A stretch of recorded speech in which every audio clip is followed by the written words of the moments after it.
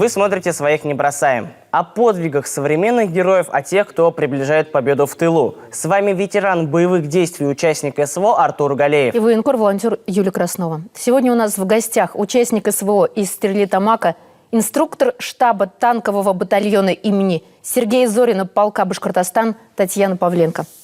Татьяна, здравствуйте. Здравствуйте. Татьяна, на СВО вы прошли путь от санитарного инструктора до инструктора штаба полка Башкортостан. А в чем конкретно заключаются ваши обязанности? В основном у меня сейчас заключается обязанность в том, чтобы все ребята сходили в отпуск вовремя. Также все выплаты положенные получали. Учет БК, учет техники. Ну и, соответственно, никто не отменял того, что если вдруг будет какая-то экстренная ситуация, то, естественно, также буду оказывать помощь. Но сначала на СВО вы были инструктором санитарным, так? Юля, за 9 дней Татьяна спасла больше 50 военнослужащих. Да. Это правда? Да. Расскажите, пожалуйста, как это было? Нас отправили на точку эвакуации, как раз были активные наступательные действия. И, соответственно, к нам отправляли всех раненых, кто более-менее мог сам передвигаться. Мы оказывали первую медицинскую помощь и отвозили их уже в безопасный район, в госпиталя. То есть, получается, с ЛБС, с точки боевого соприкосновения, мы уже увозили их. Вот на кадрах вы, ваши сослуживцы. Это где это вы? Это мы ездили к супруге нашего бывшего комбата, который погиб во время участия в боевых действиях, который сейчас уже Герой России. Речь об Андрее Павловиче Мигунове, Герой России. Мы периодически посещаем его супругу, когда находимся в краткосрочных отпусках. Она нам тоже помогает, соответственно, постоянно нам отправляет гуманитарную помощь. Свои личные закрутки, щи-борщи – это вообще идеально. Мы с нетерпением ждем, когда придет от нее какая-то весточка, и, соответственно, сами не остаемся в стороне, ездим периодически. А как там за ленточкой отмечаете дни рождения? Понимаете, там нету праздников, там нет ни выходных, нет праздников. 24/7, в принципе, все в боевой готовности. Да, мы можем посидеть в кругу военнослужащих, просто попить чаю. На этом обменяться, наверное, какими-то эмоциями. Конечно. После боевой задачи. Естественно, поздравления идут. То есть, если ребята, у кого-то день рождения, мы все, естественно, поздравляем. Но это не проходит так пафосно, как это проходит на гражданах. Татьяна, в марте 22 года вы потеряли брата. Его звали Денис. И в своем родном Стерлитамаке вы поддерживаете и организовали в комитет семей воинов Отечества. Чем занимается этот комитет? В основном занимается как раз-таки увековечиванием ребят, которые погибли и остались на полях, отдали свой долг за нашу Родину. Это вы на кадрах сейчас? Да. Поддержка семей, тех, кто попали в такую же ситуацию. Организовывали праздники для детей, участников СВО. То есть сейчас продолжаю также заниматься этим. Просто я немножечко уже не в активе, потому что у меня другая работа. Но если как я вернусь на гражданку, естественно, я также буду помогать другим. А в состав входит кто обычно? То есть это жены офицеров? Нет, это абсолютно неважно, в каком звании был герой, понимаете. Он может быть и рядовым, он может быть и полковником, это не важно. Это те люди, которые ищут отдушину друг в друге.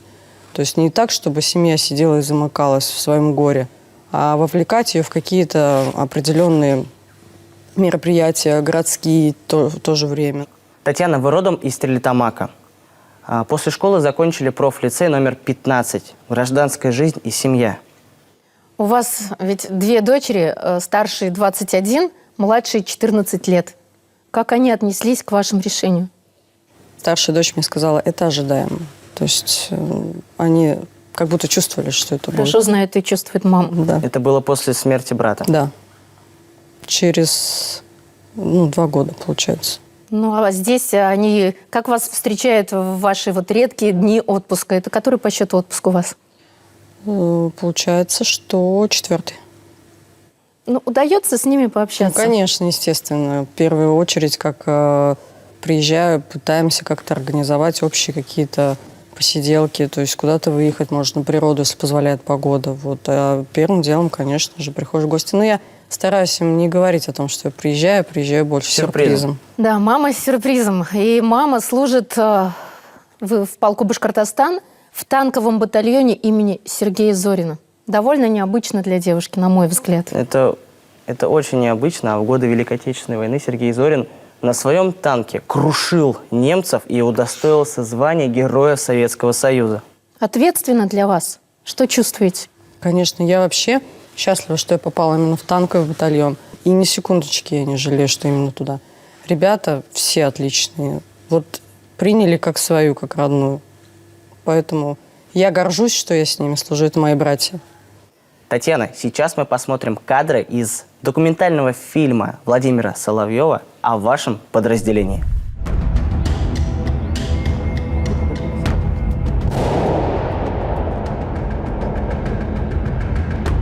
Хорошо пошла.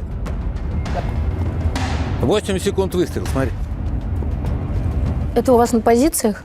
Да. Это выполнение боевых задач? Закрытые огневые позиции, да.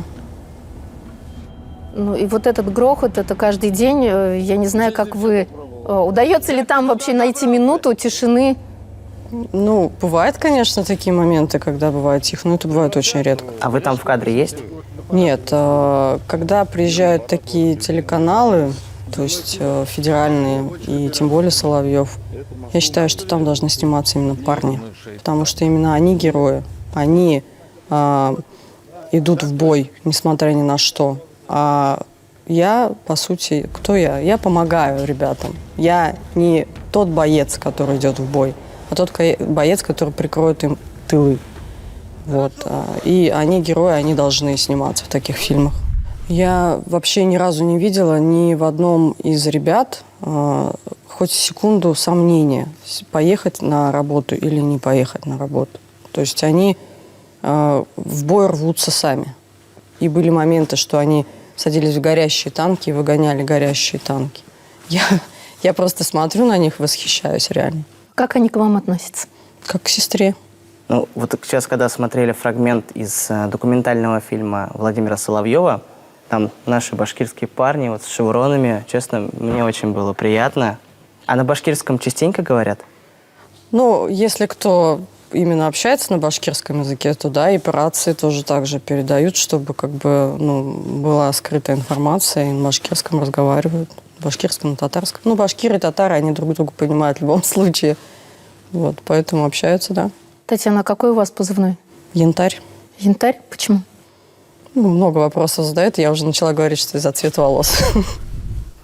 На этом видео глава Башкортостана Ради Фаритович Хабиров вручает вам медаль Шоймуратова. Татьяна, что чувствовали, о чем думали в эти секунды?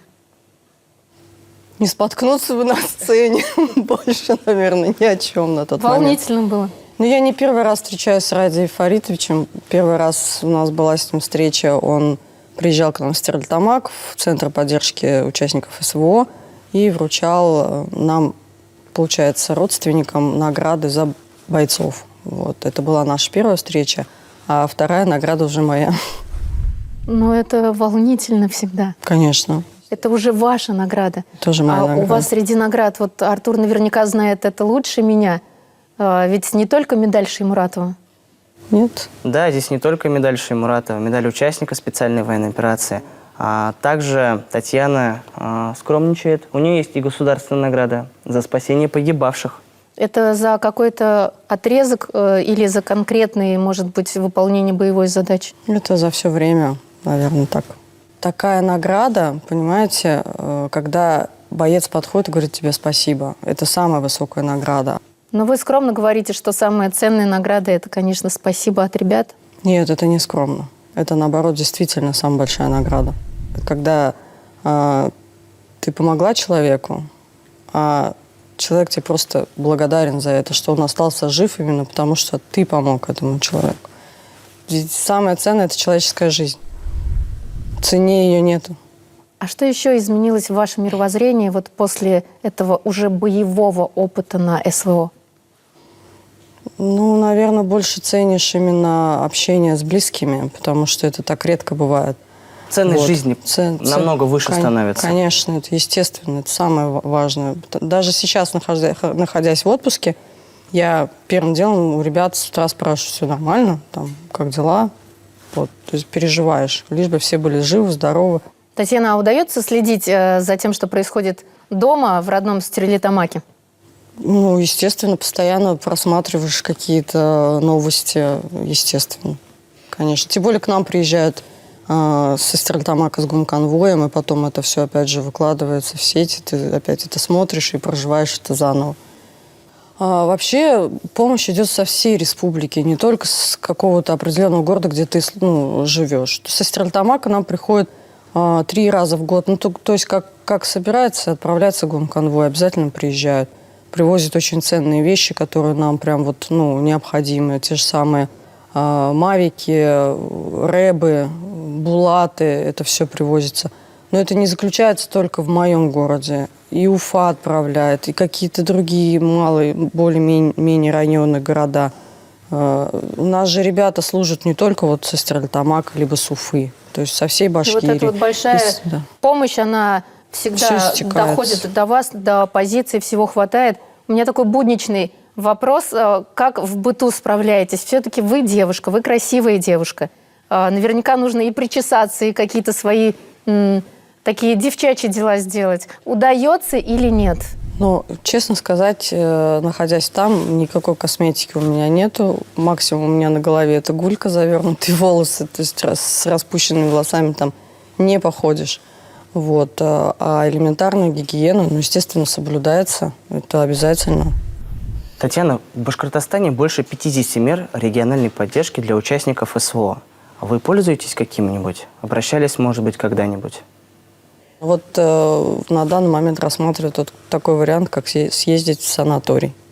Самой или близкими? Самой. Вы же можете с семьей поехать в санаторий. Могу, да. Могу. Там можно пока разделить. дети учатся. У нас отличный санаторий, и вас там ждут.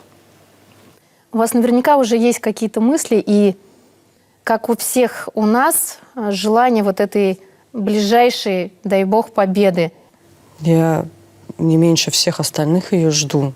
И, естественно, хочется, чтобы это все быстрее закончилось. И победа будет за нами, естественно. Это вопрос времени. Наши воины принесут нам победу.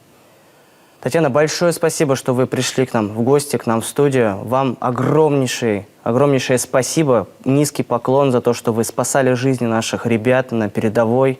И продолжаете служить нашей великой стране. Большое вам спасибо. Берегите себя. И вам спасибо. Сегодня у нас в гостях была инструктор штаба танкового батальона имени Сергея Зорина полка Башкортостан Татьяна Юрьевна Павленко. Увидимся через неделю. Победа будет за нами.